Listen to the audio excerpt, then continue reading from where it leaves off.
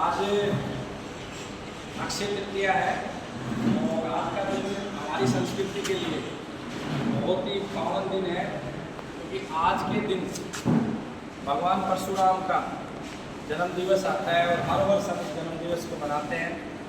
सौभाग्य से इस बार आज भी भगवान परशुराम का जन्म दिवस है और कल भी है, यानी कि 2 दिनों में तिथि पड़ रही है। क्योंकि हम भारतीय संस्कृति को मानने वाले लोग हैं, इसलिए भारतीय संस्कृति के अनुसार ही हर वर्ष भगवान परशुराम का जन्म दिवस यहाँ पर मनाया जाता है। और आज हमारे लिए बहुत ही खुशी और गौरव का विषय है कि हरियाणा के बहुत ही करीब माताजी श्यामा माताजी जो बार बार हरियाणा में आते हैं, और हमारे लिए बहुत बड़ा गौरव का विषय है भगवान शंकराचार्य जी ने, जिन्होंने श्री श्री 1008 की उपाधि दी। और वास्तव में जो संत का एक स्वरूप होना चाहिए, संत की जो एक पीड़ा होनी चाहिए, वो पीड़ा इनके अंदर बार बार दिखाई देती है। इनका ना कोई प्रोटोकॉल है, इनके जीवन का एकमात्र लक्ष्य है कि गौमाता की रक्षा हो, दीनहीन की ये सेवा कर पाए, इसलिए तत्पर रहती है। हर समय पूरे भारत का भ्रमण करती रहती है, भाई राजीव दीक्षित जी के विचारों को जन जन तक पहुंचाती हैं। तो ऐसी दिव्य संत हमारे बीच में है, ये हमारे लिए, इस बाबा जयराम दास जी की पावन भूमि के लिए बहुत बड़ी सौभाग्य की बात है। बार बार मैं माता जी को नमन करता हूँ, वंदन करता हूँ, ये एक छोटे से बुलावे पे, बिना किसी प्रोटोकॉल के, कि ये प्रेमवश जो है हमारे कार्य के से बार बार आती हैं। और अभी मध्य प्रदेश में लगभग 100 एकड़ भूमि में एक बहुत बड़ा प्रकल्प बन रहा है, जिस प्रकल्प की पूरा मार्गदर्शन माता जी ही करेंगी। तो बार बार माता जी को नमन है। यहाँ पर हमारे बीच में हमारी जो संस्था है वीके सामाजिक सेवा संगठन, उसके जो संस्थापक थे भाई विनोद, जिनको हम प्यार से लीला भाई भी कहते हैं, हमारे मित्र थे। उनके पिताजी ताऊ जी हमारे बीच में हैं, और हमारे बड़े अच्छे बड़े भाई राकेश जी हमारे बीच में हैं, बाबा हमारे बीच में हैं, और मध्य प्रदेश भिंड से हमारे बीच में आए हुए हैं राम प्रकाश जी, साथ में राकेश जी हमारे बीच में, और सभी जनगण अच्छे लोग समाज से यहाँ पर हैं। एडवोकेट रही हैं अनसुईया जी, वर्तमान में अधिवक्ता के रूप में कार्य कर रही हैं, और हमारी संस्था की निःशुल्क सेवा करती हैं, जो लीगल मैटर हैं उन सबको देखती हैं।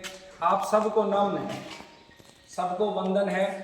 साथ में हमारे छोटे से बुलावे पे SBS कंपनी के मालिक डायरेक्टर, जो पूरे भारत की जो आयुर्वेद की जो सबसे अच्छी औषधियाँ आती हैं उनमें उनकी गिनती होती है, और बहुत बड़ी बहुत ही विस्तृत संस्थान है इनकी। श्रीमान ब्रजेश शर्मा जी हमारे बीच में आज उपस्थित हैं, हमारे छोटे से बुलावे पे। इन्होंने लगभग 4-5 घंटे एक हिसार में एक बहुत महत्वपूर्ण बैठक थी, लेकिन संस्था के कार्य को देखते हुए और सबसे अधिक कैंसर रोगियों को ठीक करने का 4 बार रिकॉर्ड तो देखते हुए आज इन्होंने हमें समय दिया। इनको भी नमन और वंदन करते हैं कि हमारे छोटे से बुलावे पे इन्होंने अपना इतना कीमती समय दिया, इतने बड़े बड़े कार्यक्रम इन्होंने स्थगित कर दिए अपने, और इस छोटी सी संस्था को मैं तो कहूँगा ये मात्र बीज है।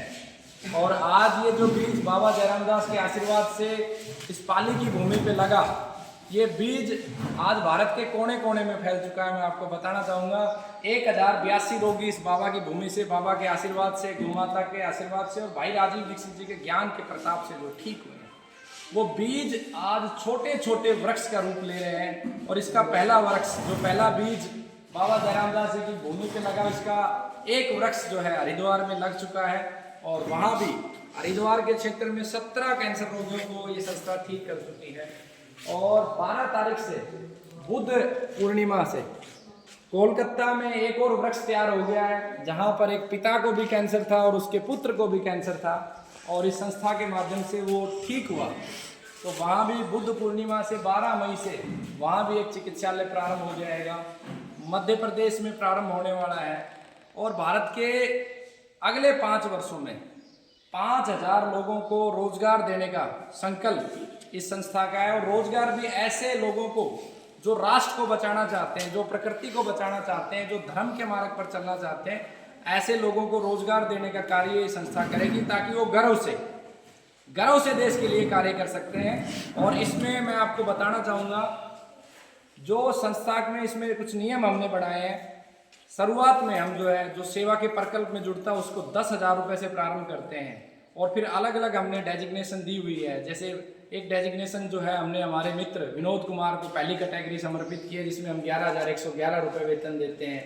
उसके बाद खुदीराम बोस कैटेगरी है जहाँ पर 21,111 रुपये देते हैं और ऐसे करते करते जो सबसे टॉप कैटेगरी हमने रखी है वो नेताजी सुभाष चंद्र बोस कैटेगरी रखी है। जो उस संस्थान का प्रबंधन करेगा उसका जो वेतन है 1,11,111 रुपये होगा, ताकि राष्ट्र की सेवा जो करे उसके मन में ये भावना आए कि भाई मेरा परिवार जो है उसके लिए क्या व्यवस्था बनाऊं। तो क्योंकि समय बदल चुका है, आज उस प्रकार के भगत सिंह, चंद्रशेखर आजाद, नेताजी सुभाष चंद्र बोस आप कल्पना नहीं कर सकते हो कि अपने प्राणों की आहुति दे देंगे बिना परिवार के सोचे, क्योंकि समय बदल रहा है। इसलिए इस व्यवस्था को खड़ा किया गया है कि इस संस्था से जो जुड़े उसको ये गर्व हो कि मेरी तनख्वाह एक IAS ऑफिसर के समान है। और उसका पहला जो प्रकल्प है, आज हमारे बीच में है नहीं, कल यात्रा में थे नितिन जी हैं, 10 वर्ष का उनको चिकित्सा का अनुभव है, उसको पहली जिम्मेवारी नितिन जी को हरिद्वार की दी गई है। और इसे धीरे धीरे एक एक व्यक्ति को जो राष्ट्र के लिए समर्पित है, जो धर्म के लिए समर्पित है, एक एक व्यक्ति को एक संस्था का ओनर बनाएंगे। ये भारत की पहली संस्था है, यहाँ कोई नौकर नहीं है, सबको मालिक बना के हम चलते हैं। और कमाल की बात यह है, अगर किसी को लिखना पढ़ना भी नहीं आता है, जिसे हम अनपढ़ कहते हैं और हम हमारी भाषा में कहते हैं कि अनपढ़ व्यक्ति ही सबसे ज्यादा बुद्धिमान है, क्योंकि आपने पढ़ लिख के जो डिग्रियां ली तो सीमेंट के मकान खड़े करे, AC ले आए, फिर भी गर्मी है। और अनपढ़ व्यक्ति जिन्हें हम कहते थे वो कच्ची मिट्टी में रहते थे, गर्मी में जो है ठंडे और सर्दी में जो है गर्म। तो यहाँ पर पढ़ाई की भी कोई सीमा नहीं है, बस उसके अंदर भाव हो, उसके अंदर क्षमता हो। अनपढ़ व्यक्ति भी एक IAS ऑफिसर के समान इस संस्था के साथ जुड़ के वेतन ले सकता है। ऐसा कार्य माता जी के मार्गदर्शन में और आप सबके जो है सहयोग से चल रहा है। आज के इस कार्यक्रम को, क्योंकि समय का अभाव है, मैं आगे बढ़ाते हुए मैं सबसे पहले प्रार्थना करूंगा कि ताऊ जी जो हैं एक बार आएंगे और साथ में बाबा रहेंगे। आप दोनों आके फूल मालाओं के साथ हमारे जो आज के मुख्य अतिथि हैं उनका स्वागत करेंगे। बाबा आओ। और कमाल की बात यह है कि ये संस्था 1 रुपये में डिग्री डिप्लोमा देके डॉक्टर तैयार करती है। इनकी जो बहन है उनको कैंसर था और यहीं से ठीक हुई, अब ये चिकित्सा सीख रहे हैं ताकि समाज की सेवा के लिए आगे बढ़े।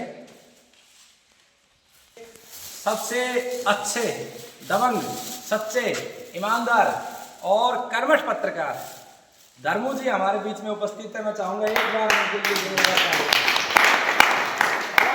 पत्रकारिता ऐसे ही होनी चाहिए, ना 1 रुपए का लालच, कार्यक्रम छोटा हो बड़ा हो, बस भाव क्या है उस भाव को देख के इन्होंने ये नहीं पूछा कि कार्यक्रम की संख्या कितनी होगी, 10 लोग होंगे या 20 होंगे, और इन्होंने हमारे भाव को समझा और उस भाव को समझ के जो है इस कार्यक्रम में आए। इनको भी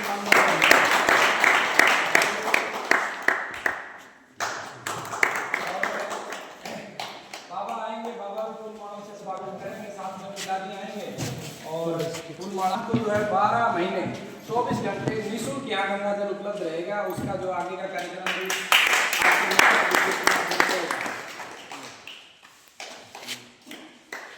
और ये हमारे बाबा हैं, केदारी जी के पिताजी, ये हमारे पिताजी हैं। वंदे वंदे भारत माता की, भारत माता की। अब मैं प्रार्थना करूंगा माता जी से।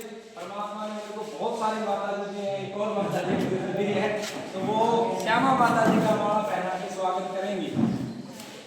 और माता जी से बड़ा जुड़ाव है, इनकी जो बेटी है वो मेरे साथ ऑफिस में कार्य करती है और कुछ समय पहले इनके पति को जो है डॉक्टरों ने जवाब दे दिया था। खुशी इस बात की है कि जहाँ रोगी उठ बैठ नहीं पाता था, आज 2 साल थोड़ा सा इधर लगा, थोड़ा इधर होइए जी, थोड़ा सा नजदीक इधर, थोड़ा नजदीक नहीं इधर ही आ जाओ।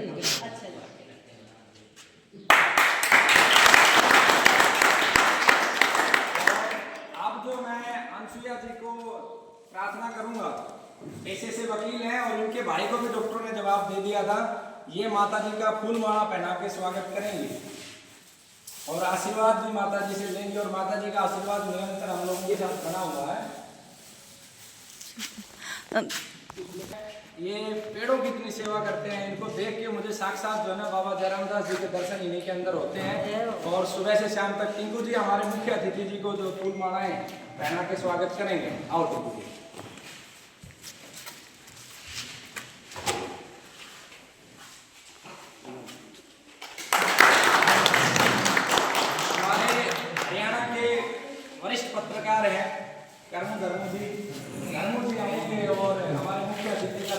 हैं फूलमालाएं पहना के। और मैं चाहूँगा कि ब्रजेश शर्मा जी भी इनका स्वागत करें आपस में, क्योंकि दोनों ही अपने क्षेत्र की जो है ना चरम पे हैं। आप चिकित्सा के मेडिसिन बनाने में श्रेष्ठ हैं, तो ये पत्र दीजिए।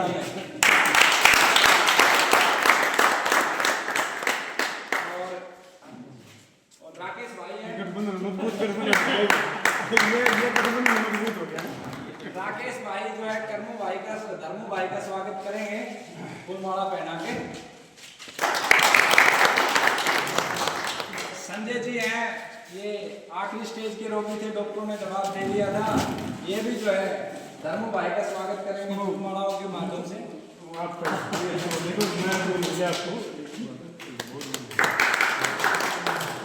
और ताऊ जी जो है स्वागत करेंगे कर्मू भाई का, धर्मू भाई का। माफ करना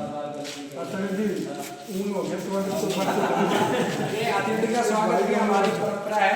और अंत में जो है रामचंद्र जी, जो इस क्षेत्र की संस्था के संस्था के सदस्य हैं, वो भी जो है ना माला भी पहनाएंगे और गले भी लगेंगे।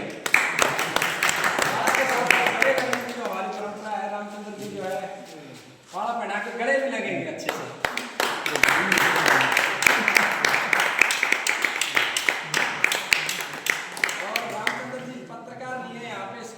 सदस्य हैं और सेवा में लगे रहते हैं, तो इनका भी बहुत बहुत धन्यवाद और नमन करता हूँ। मैं प्रार्थना करूँगा रामचंद्र जी एक बार हमारे मुख्य अतिथि जी को और एक बार माला पहना के आप स्वागत करें।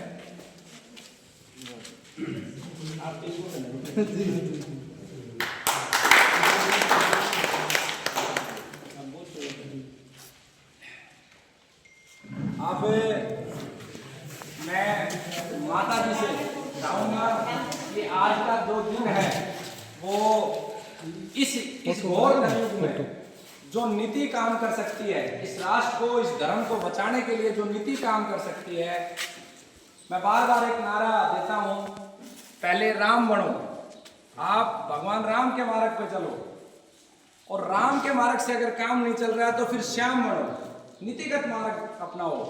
और जब परिस्थितियां विपरीत हो जाएं तो आप भगवान परशुराम बनो। पाप का अंत तुरंत। एक सबसे बड़ी जो मिथ है, जो झूठ है हमारे समाज में जो फैलाई गई है, ये कहते हैं कि भगवान परशुराम ने 4 बार क्षत्रियों को जो है धरती से भीम किया। ये झूठ है। इस झूठ को कोई भी साधारण मस्तिष्क का व्यक्ति अगर एक बार भी सोचेगा तो समझ जाएगा ये झूठ है। ये झूठ का कारण भी क्या है वो भी मैं आपको बताना चाहूंगा। आप देखिए, अगर एक प्रजाति को एक बार समूल नष्ट कर दिया जाए तो दूसरी बार कैसे पैदा होगी, पहली बात।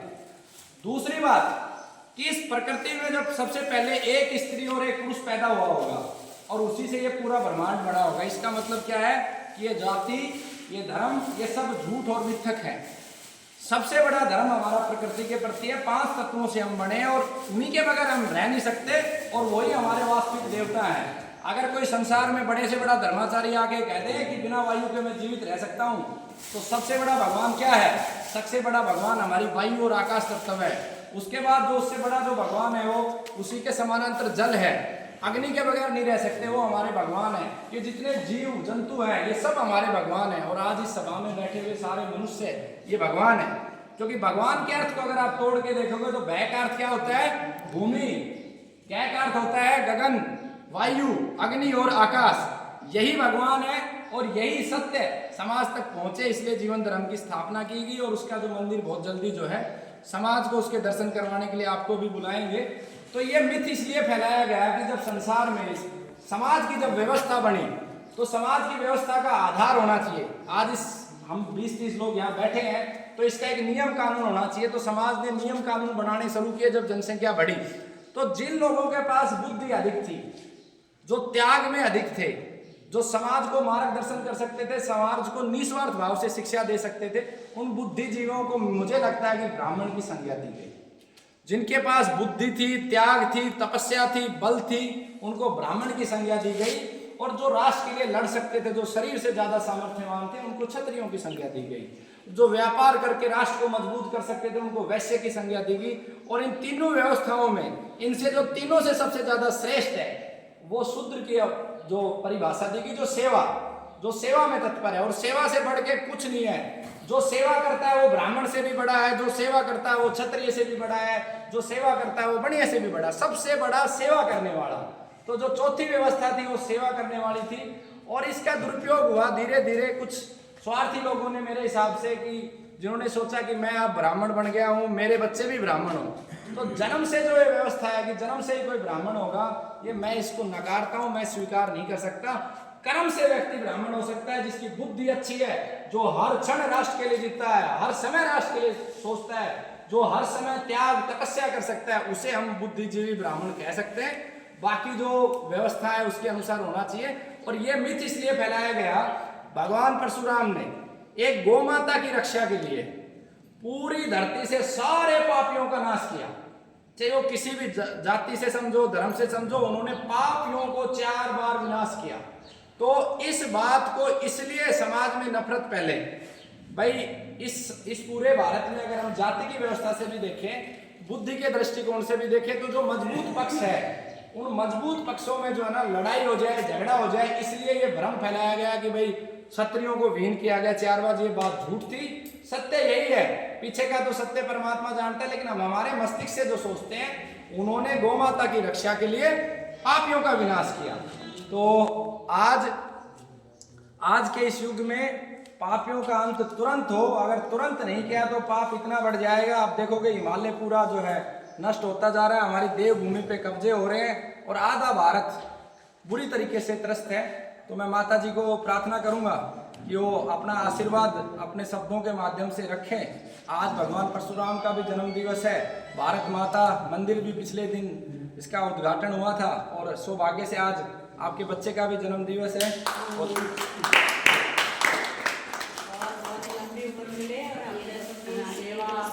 स्वस्थ रहे। दूसरी नई वीडियो